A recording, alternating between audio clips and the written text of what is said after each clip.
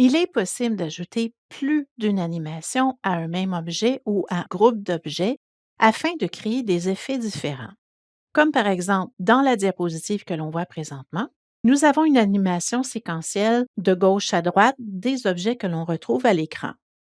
On pourrait vouloir ajouter une flèche similaire à celle-ci et une ellipse dans le bas du rectangle et s'assurer que tout ce groupe à droite du rectangle bleu disparaisse avant que la nouvelle flèche et la deuxième ellipse s'affichent. Voyons comment faire. On peut, pour se faciliter la vie, sélectionner la flèche, majuscule, on sélectionne l'ellipse et on pourrait les dupliquer. CTRL-D sur le clavier. Ça nous évite d'avoir à redessiner différents objets. Au niveau de la flèche, je peux venir dans le groupe d'organisation que j'ai ajouté à ma barre d'outils Accès rapide afin d'en faire une rotation. Donc, pivoter à 90, ma flèche est maintenant prête à l'emploi. Je peux la replacer en dessous ici. Au niveau de l'ellipse, je peux déplacer et lorsque j'ai les marqueurs qui m'indiquent que je suis bien alignée, je peux déposer. Au niveau de la flèche, je peux m'assurer qu'elle soit centrée. On voit maintenant le marqueur qui m'indique l'alignement central.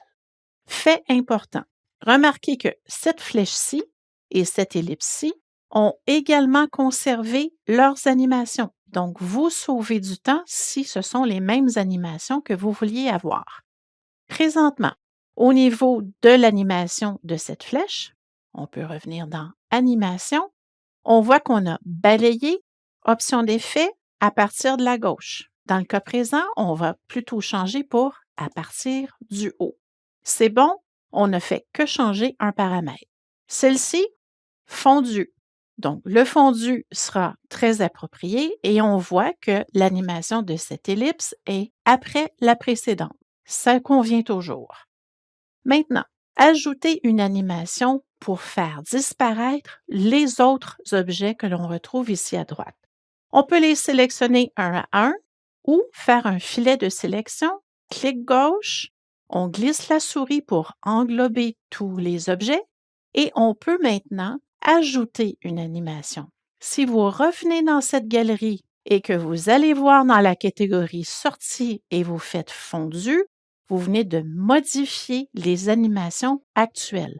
Vous devez plutôt passer par Ajouter une animation et dans ce cas-ci, on veut faire disparaître. Donc, disparaître ou fondu, ce sont des animations amplement suffisantes puisqu'elles ne détourneront pas l'attention des gens.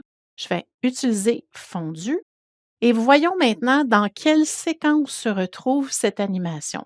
On voit ici qu'à un 6e clic, on voit numéro 6 ici, tout mon groupe d'objets disparaîtra, mais uniquement à la fin.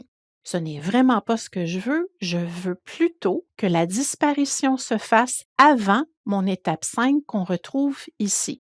Puisque les objets sont déjà sélectionnés dans mon volet animation, donc je réitère, assurez-vous d'afficher votre volet animation pour voir facilement dans quelle séquence se produisent les animations que vous avez configurées. Présentement, je peux tout simplement déplacer mon bloc à partir des flèches ici ou déplacer antérieurement. L'une ou l'autre fera l'affaire.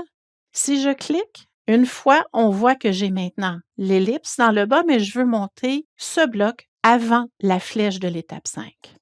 On remonte et maintenant, pour s'assurer que tout fonctionne, je clique sur la première, lire à partir de.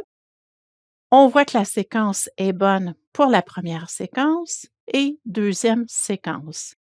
Vous savez maintenant comment créer des effets particuliers avec vos animations. Assurez-vous d'être assidu avec votre volet d'animation et bien entendu d'utiliser le bouton Ajouter une animation lorsqu'il existe déjà une séquence pour des objets déterminés.